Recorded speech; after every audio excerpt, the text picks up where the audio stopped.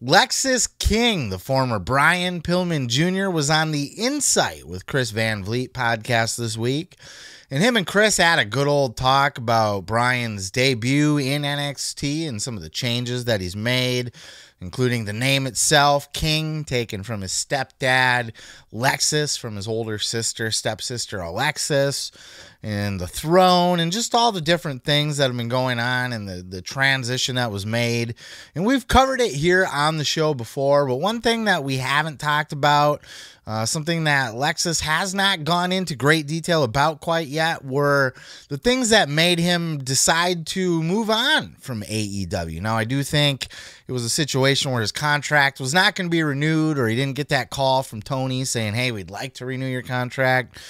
But Lexis did inevitably make the decision to jump on over to NXT, and he does not bite his tongue. He opens right up about some of the things that differ from AEW and NXT, and some of the things that led to his decision to leave AEW or to move on from AEW and take that next step in his career. Check out this clip. In the past, I was just sort of thrown to the wolves, you know what I mean? So it's like I don't feel as bad about matches that weren't as great in the past, because I was just a young guy getting thrown out there, you know what I mean? Where here, it's like, okay, they're setting me up to succeed. If I fail now, it's like, all right, now what am I missing here, or what did I mess up? But like, just the process and being sort of groomed for success. They don't set you up to fail here. And I'm backstage and I'm thinking, like, is this real? You know what I mean?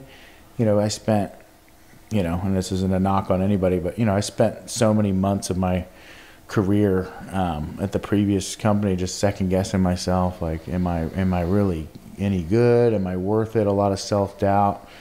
And just to see how my career has done a total 180 since then. I went from just sitting in the back and filming a few dark matches in Orlando here and there, 6-minute tag matches, barely getting in the ring and feeling the canvas, to now I'm sitting in a throne and I'm making my entrance in the biggest wrestling company in the world, you know what I mean? And they have this confidence in me, and it kind of fuels me. I now have confidence in myself. Hell, they gave me the name King, you know what I mean? It doesn't get any better than that, you know what I mean? So just to feel that 180 and to go out there and perform with a certain level of grit and attitude, like, I'm going to prove everyone wrong that didn't believe in me. It's a true, it's a dream come true. They don't set you up for failure here. Wow, that's some shade being thrown, is it not? I think this sounds more like, and look, this is the tale of two companies, and this is why it's good to have different companies, different ways of doing things. This sounds much like a situation where Lexis was not fit to be in an environment where he had to be in charge of his own creative. There was no creative team in AEW that was going to come and pitch Pillman on his next angle, right? Okay, here's what we think we got going on for you here. You and Griff are going to turn on each other and have this big blood feud and pull each other's hair out and stuff and slap each other's titties and butts and stuff. Okay, that got out of control. We're not talking about my fantasies. We're talking about Pillman's time in AEW, but that's what it was. He was in charge of his own pitches for the most part. Unless you're a top guy, nobody's really even thinking about you. And some people thrive in that. Some people really appreciate that creativity. They want that creativity. They want to be able to go and create shit on their own and have their fun, unique angles and tell their own stories. Other times you get a talent and they just need to be told what to do.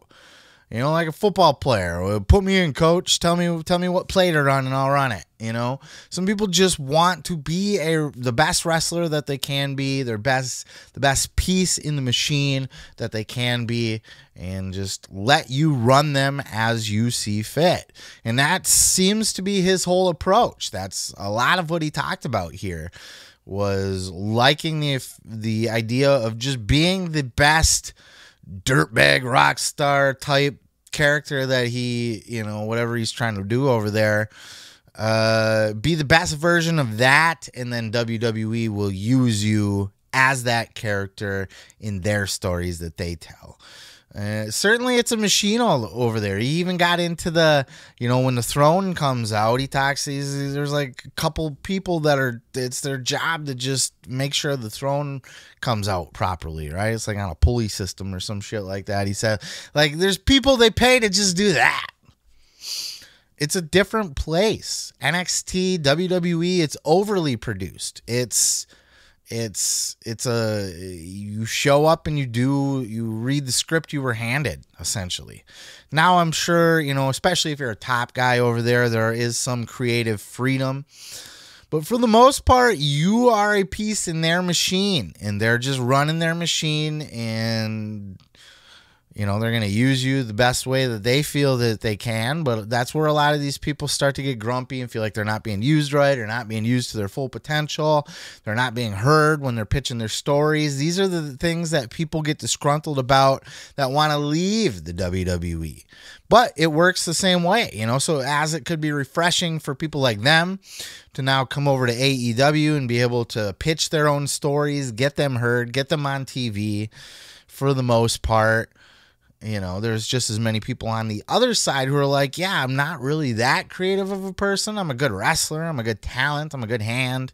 But I don't want to be booking my own storylines and shit. I just want to just put me in, coach. Just play me, tell me what to do, and I'm going to go do it. So those people would be better off in a WWE environment. It's two different things. And that's okay. There's no right or wrong way to do it. Wrestling should be creative, should be collaborative, should be a lot of you and your ideas in your own character. But at the same time, I do believe that The Office should have ideas for everybody. If a guy doesn't have his own idea, he's not pitching ideas, there should be ideas pitched for him. He shouldn't just be left on his own and forgotten about. And there's things where AEW dropped the ball horribly with Brian Pillman Jr. When he came off of that dark side of the ring, that was something that Cornette was screaming to the high heavens. Why would you not take advantage of this? Now, it was a kind of a dark tale to want to shed any light on, but you just had a hit TV show with your talent, Brian Pillman Jr., being a heavy focus of that in a sympathetic spotlight.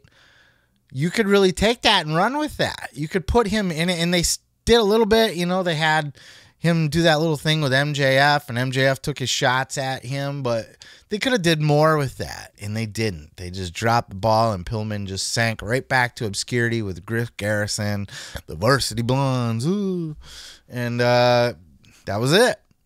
Now, I was critical when Lexis King moved over to NXT, and everybody's just like, oh, blah, blah, blah. AEW haters will say the blah, blah, blah, blah, blah. You hear them, that's what they sound like. But you go over there, and it's like, I was kind of like, well, the people, everybody's saying, oh, he's going to be a big, big star over there. And I was like, yeah, I don't know about all that.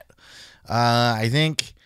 I was on record, and I'll stand by it. I think WWE will find that Brian Pillman has a ceiling. But so far, I'm kind of eating my words. I'd kind of thought, like, look, Pillman's not that awesome of a wrestler or personality. Yeah, you can, try to put a new coat of paint on him, but he's only going to get himself so far because he's only so good. And there's a reason why he wasn't being given more in AEW. But... look, I'm eating it so far. I think he's been I don't think he's a must-see or a game changer in NXT yet, but he doesn't suck either. He's a good part of that show right now. He's working his way up the card. He's putting in good work. He's learning along the way. He's getting that coaching, that feedback, and I may end up eating my words. He's got a great look. I don't think anybody can argue that Lexis King, Brian Pillman Jr. looks like $1 million, looks like a star. He's not a bad worker. He doesn't suck. I wouldn't say he's like a GOAT or like, exceptional even, but doesn't suck. And he's not a bad promo or talker either. He's got a personality. He's got charisma. But I don't know that he's going to be much more than, maybe a United States champion someday or an Intercontinental champion, North American champ. I just don't see huge things for Lexis King. I don't think he's that kind of talent, but I really do love what NXT's done with him. I think they've taken that person, that character, and they've done as much or more than I would have thought that anybody could do with Brian Pillman Jr. He's marketable. He's got a look, and he had a name even. They got rid of the name, but everybody still knows he's Pillman's kid, so you're not really going to get away from that anyway, right? It's going to follow Pillman. It's going to follow King forever, everywhere he goes. But so far, so good, man. He's better. He's doing better than he was in AEW. And I think that can be attributed 100% to the fact that he's just got better people around him. Better coaching, better storytelling, better production, all of that kind of stuff.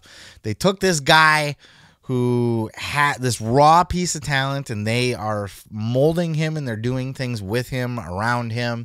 Whereas in AEW, he was responsible for molding himself and throwing his own pitches out there, and he just wasn't able to do that. He didn't have the talent or ability, which is why I've always said AEW needs a writer for those people. Not that they need to be writing everybody's scripts verbatim or writing all the storylines, but I think there needs to be somebody, because not everybody is creative enough to come up with their own week-to-week, month-to-month storylines like a Chris Jericho could, for example. He thrives like that. A Malachi Black, I'm sure, does great in coming up with his own shit. But for all of those people, like I said, there's a lot of those other people that are just meatheads. They're just tools. You just play me, coach. Put me wherever you want. And if the coach doesn't know how to play these people, then they're not going to get played. So props to Lexis King. I hope he does great. This was a fun little interview. Full link down in the description to the full interview with Chris Van Vliet. He's an entertaining guy. He's fun to watch. He's interesting to listen to in interviews.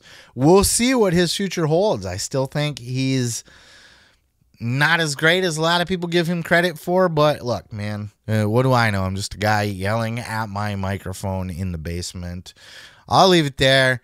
Peace, love, and pizza. I'm going to go ahead and move on to the next. Oh yeah, thanks for checking out the video. Yeah, don't forget to subscribe. Don't forget to like it if you liked it. Yeah, and you can check out full episodes each and every Sunday right here on the channel. Oh yeah, dig it.